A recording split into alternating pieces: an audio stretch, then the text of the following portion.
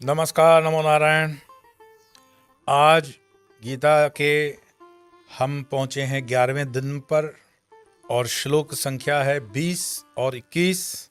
और ये गीता दैनंदिनी, जैसा कि मैं हमेशा कहता हूँ, एक दो श्लोक की ये यात्रा अद्भुत अद्वितीय यात्रा, इसका आनंद लें। आइए श्लोक का पठन करें। श्लोक नंबर 20। अथ व्यवस्थितान् दृष्ट्वा धातराष्ट्रान् कपिध्वजः प्रवृते शस्त्रसम्पाते धनुरुद्यम्य पाण्डवाः ऋषिकेशं तदा वाक्यम् इदमाह महीपते। अर्जुनोवाच सेनयोरुभयोर्मध्ये रथं स्थापयमेच्युत। पहली बार प्रथम अध्याय में अर्जुन का श्लोक आ रहा है, लेकिन यहाँ से गीता एक अपना स्वरूप जो है भूमिका का पूर्ण करके प्रवेश करती है रणभूमि के अंदर के। 20वें श्लोक का अर्थ है, हे राजा, अर्थात धृतराष्ट्र को संबोधित करते हुए। इसके पश्चात वानर अंकित ध्वजा से युक्त रथ वाले अर्जुन ने धृतराष्ट्र के पुत्रों को, जो युद्ध करने के लिए सामने हैं, सुसज्जित सन्निध देख शस्त्र प्रयोग प्रारंभ होने पर धनुष हाथ में लेकर श्री कृष्ण से यह वचन कहा। क्या वचन कहा? 21वां श्लोक। अर्जुनोवाच सेनयोरुभयोर्मध्ये रथं स्थापयमेच्युत। यह टर्निंग पॉइंट है। यहां अर्जुन कृष्ण को निवेदन कर रहे हैं कि हे अच्युत, दोनों सेनाओं के मध्य में मेरा रथ खड़ा कीजिए। क्यों? तो कल में होगा। आज के जो श्लोक है 20वां श्लोक, इसमें आप एक चीज पे ध्यान दीजिए कि अर्जुन के रथ का जो विवरण दिया गया है उसमें कपिध्वज की बात आती है। कपिध्वज मतलब जिस ध्वज पर कपि का चित्र हो। कपि अर्थात हनुमान जी। तो महाभारत में रामायण में तो हनुमान जी है, महाभारत में हनुमान जी हैं क्या? हैं। कपिध्वज और भीम तो हैं ही उनके अवतार। उस विषय को न जाते हुए, जहां भगवान कृष्ण हैं वहां उनका दास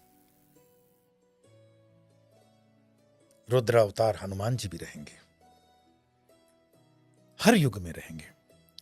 तो अथ व्यवस्थितान् दृष्ट्वा धार्तराष्ट्रान् कपिध्वज, और इसी कपिध्वज के कारण अर्जुन का रथ सुरक्षित है। ये अंत में हम देखेंगे, महाभारत के युद्ध को जब समाप्त होता है तब भगवान कृष्ण अर्जुन को कहते हैं कि अर्जुन, अब आप थोड़ा सा नीचे उतरिए, कृपा करें, और थोड़े 2 कदम 5 कदम 10 कदम चले जाओ दूर।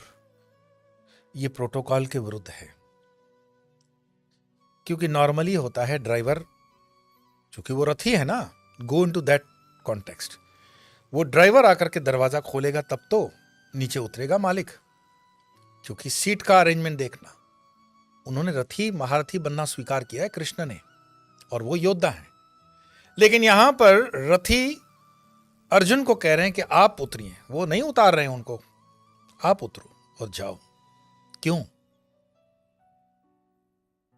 क्योंकि ये गीता के 18 अध्याय पूर्ण होने के बाद की मैं स्थिति बता रहा हूं।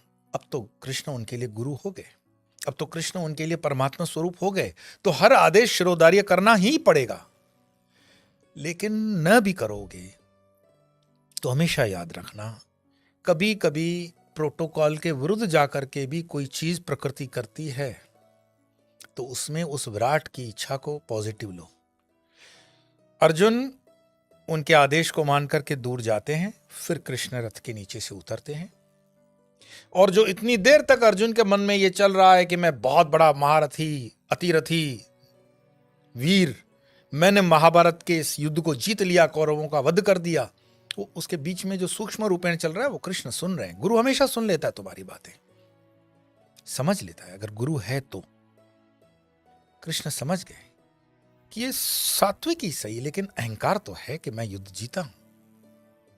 तब जब वो दूर गए और धड़ाम करके रथ बैठ जाता है और दूधू करके जलने लगता है, तब कृष्ण कहते हैं, अब समझे?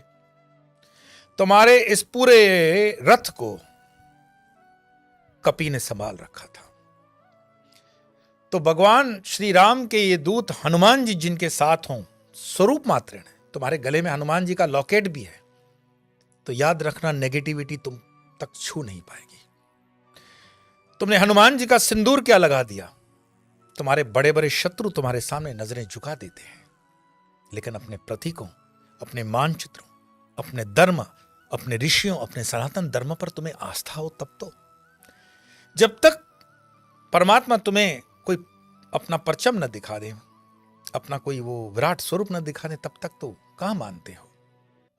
धर्म की शरण का मतलब ही है, हनुमान धर्म के प्रतीक हैं, उनकी शरण में है अर्जुन, इसीलिए सुरक्षित उतरते ही कपिध्वज के कारण बचे हुए थे। फिर वो दू दू करके जलने लगता है, लेकिन तुरंत दूसरे श्लोक के अंदर, ये मैंने अंतिम भी आपकी स्थिति बता दी, तो कपिध्वज के नीचे अर्जुन बैठे हुए रथ में हैं और कृष्ण से निवेदन कर रहे हैं, हे अच्युत, दोनों सेनाओं के मध्य में मेरा रथ खड़ा कीजिए। दोनों सेनाओं के मध्य में क्यों? ताकि उस प्लेटफॉर्म से, जो रथ का प्लेटफॉर्म है थोड़ा ऊंचा है, वो देख सके मेरे पक्ष में कौन है, मेरे विपक्ष में कौन है। जीवन की कठिन परिस्थितियों में आपको बिल्कुल समतल होना चाहिए, बैलेंस्ड। बहुत चंचलता ठीक नहीं है। उस स्थिति को आकलन करने के लिए दोनों स्थितियों में pro and cons, positive and negative के बीच में जब खड़े रहोगे, हर बार कृष्ण नहीं आएगा कोई रथ लेकर के।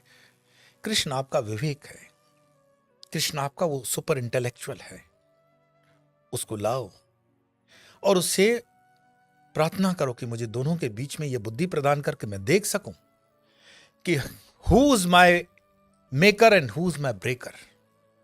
जीवन में कौन सृजन करता है आपका और कौन विसर्जन करता है आपका। ये बुद्धि अगर आपके अंदर नहीं है तो ये जीवन दूभर हो जाएगा, आपके लिए मुश्किल हो जाएगा।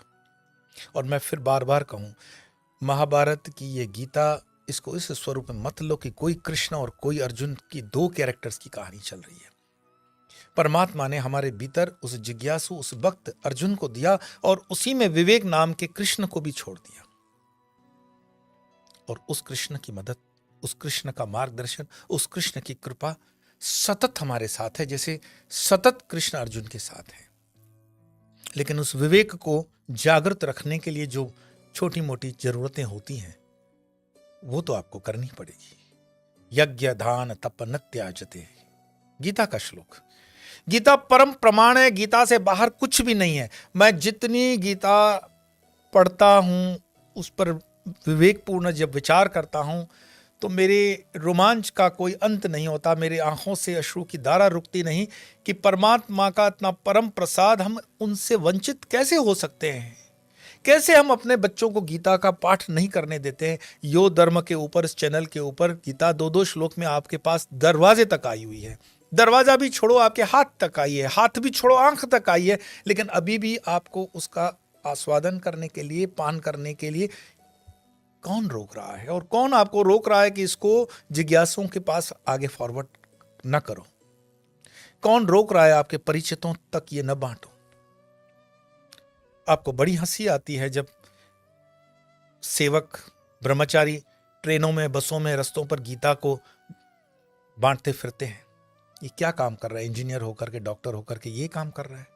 गीता पढ़ने वाला तो आपको मूर्ख दिखता है, ये टीका लगाने वाला आपको बैकवर्ड दिखता है, लेकिन ये प्रतीक चिन्ह है, ये आपकी पॉजिटिविटी के चिन्ह है, ये आपका सनातन धर्म है, ये आपकी संस्कृति है। अब भी नहीं जगोगे तो कब जगोगे? आप इतने सबल हो जाओ, आप अपने इंडिपेंडेंट हो जाओ कि आप आने वाले चुनावों के अंदर ये गर्व से कह सको कि हमारा पार्लियामेंटर मेंबर, हमारा जो पार्लियामेंट का मेंबर है, एमपी है, एमएलए है, म्युनिसिपल काउंसलर है, वो जब भी यहां से जाएगा उसके माथे पर, उसके मस्तिष्क पर वो प्रतीक चिन्ह होना चाहिए। आज संसद में कितने संसद सभ्य टीका लगाते हैं? वो सारे हिंदू हैं। लगाते हैं क्या? क्योंकि प्रजा ने ही उसका चलन बंद कर दिया। आप पूछो तो सही अपने एमपी से, ये लगाने में शर्म आती है क्या? हिंदू नहीं हो? दूसरे से पूछो ऐसा, हिंदू नहीं हो, लगाओ फिर। दूसरे धर्मों पर आप कमेंट्स करते हो, दूसरे धर्मों की टीका करते हो, दूसरे धर्मों पर आपका आलोचना होता है, आपको किसने रोका ये सब करने के लिए? लेकिन मुंह से आया वही तो हमारा आचरण है। यहां अर्जुन उस आचरण का थोड़ा सा एरोगेंस के साथ कहते हैं कि अच्युत, मेरे रथ को तुम दो सेनाओं के बीच में खड़ा कर दो। और अच्युत रथ को ले आएंगे। हम मिलेंगे 12वें दिन में 2 श्लोकों के साथ। आज इतना ही। तब तक के लिए नमो नारायण।